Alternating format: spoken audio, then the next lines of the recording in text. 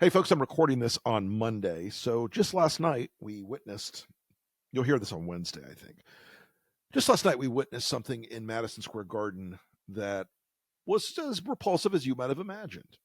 It was Donald Trump's American Bund rally. And for the entire time since they announced the Madison Square Garden event, there was nothing more certain to outrage the MAGAs if you said, oh, you mean like the one the American Nazis had in 1939. Because we knew what would come from this.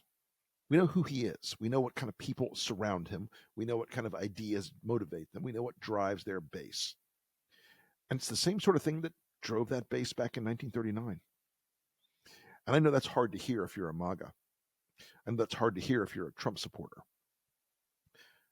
But you heard it last night over and over and over again. Not just the comedian who called Puerto Rico a floating island of garbage. Who made jokes about black men and watermelons.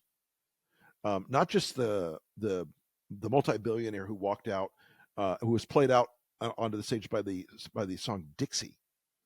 Not just the speaker who said that Kamala Harris was controlled by her pimp handlers. Not just the people who called her a bitch and other obscenities. Not just the people who got out there like Stephen Miller and said, we will have an America only for Americans. I added the German accent just because Hitler once said we will have a Germany only for Germans. It's not a coincidence. None of it's a coincidence, okay? You got people up there like Elon Musk and Vivek Ramaswamy and Tulsi Gabbard and Tucker Carlson, who made his own incredibly racist insults to Vice President Harris. You had RFK Jr. up there basically promising to become the secretary of polio. It was a mutant parade.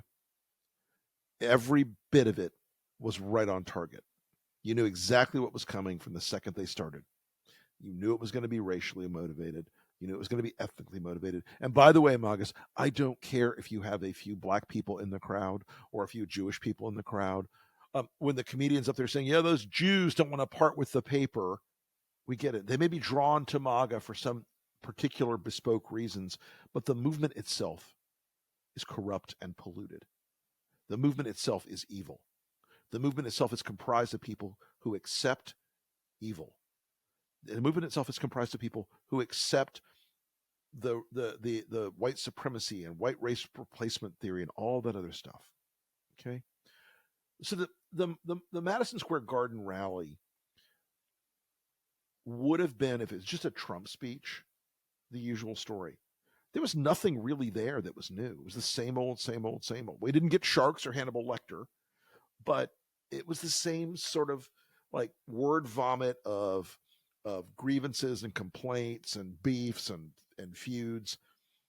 And that was his last moment to argue for the campaign. That was his last moment to make an argument on why we should elect him. Yeah, you can run around the states for the next few days, but that was the big one. This was something they put a lot of time and effort and money into. They really worked hard to bust all those people in from New Jersey and from Long Island. And it flopped.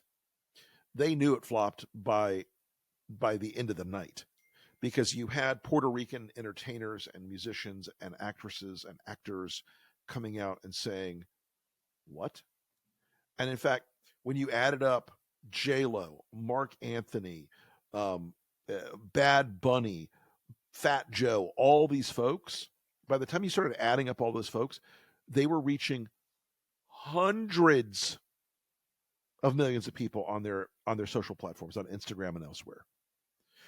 And so now in America, where there are large Puerto Rican populations in almost every one of the swing states, the last message they heard from Donald Trump's people is Puerto Rico is an island of garbage floating in the ocean.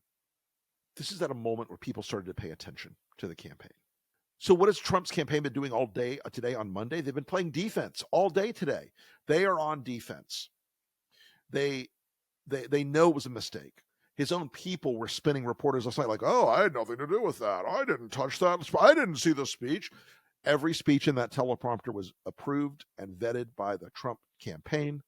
Don't buy their bullshit. Every single word. I was told Donald Trump personally picked the order of go for the candidates. or for the speakers.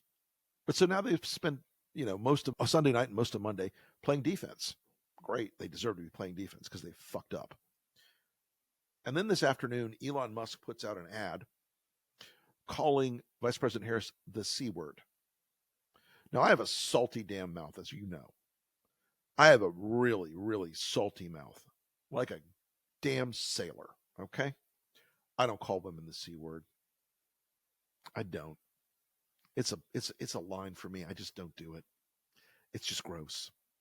But that's what Elon did. Now, they tried to make the ad into a joke. But the C word, the C word, the C word, the C word. And then at the end of the ad, they say, see you next Tuesday. Oh, you're so subtle, Elon. That genius just shines through your creative work. The fuck out of here. But so they've been on defense Monday afternoon over that. Tomorrow is Tuesday, where Kamala Harris is going to go to the Ellipse, and she's going to make a banger of a speech about freedom and liberty and the rule of law and the Constitution and protecting American democracy from Donald Trump, which, as you may recall, folks, in that same exact location is where Donald Trump launched his terrorist attack on the United States Capitol on January 6th. This is, I believe, a brilliant counter-programming move. Trump is going to then spend all day Wednesday, when you're listening to this, on defense about January 6th, where he will go back again and remind people that he wants to pardon the terrorists who attacked our Capitol, that he wants to pardon the criminals who were charging that building that day. He wants to pardon the guy with the Camp Auschwitz shirt. He wants to pardon the guy who took a shit on the floor of the rotunda. He wants to pardon the people that were charging cops with flagpoles and bear spray and tire irons. He wants to pardon the people who were his shock troops that day. It's going to be fantastic. He'll do that, by the way, because Steve Bannon will be out of prison on Wednesday, and he'll be charging up the hill, trying to make sure Trump gets back on the revolutionary Trump burn America to the ground agenda that Bannon has been secretly architecting behind the scenes for a very long time now. This is a week that you are going to remember the rest of your lives. We are going to watch this campaign opening up. I'm going to make a prediction that I'm slightly cribbing off Matthew Dowd, but I'm going to make a prediction. You are going to see the polling averages start to back into a position where it looks a little more like a Harris lead, because that's what's really been there all along. I feel great about this election. It is Wednesday. By the time you hear this, there will only be 6 days left until the election. And I want you tomorrow, if your early voting is still running in your state, go early vote when you listen to this. Go out and vote. Also, if you have an absentee ballot that can still be sent, get it in the mail immediately so it is counted on election day. If you can drop your absentee ballot at a supervisor of elections office, get out and do that. I love the idea of dropping stuff at ballot boxes right now, but Republicans are setting them on fire out in Washington State right now, so let's be careful about that. But you need to vote. We can win this thing, guys. We can win this thing big. I am sensing now the prospect of a victory that will reset a lot of the shit we've been through. I'm sensing the prospect. It's not locked in. It's not guaranteed. Nothing is guaranteed. But I am sensing that Americans have just finished, just done. They want it over. They want him out. They want this thing to reset. We've got that chance. Get out and vote. We'll see you next time.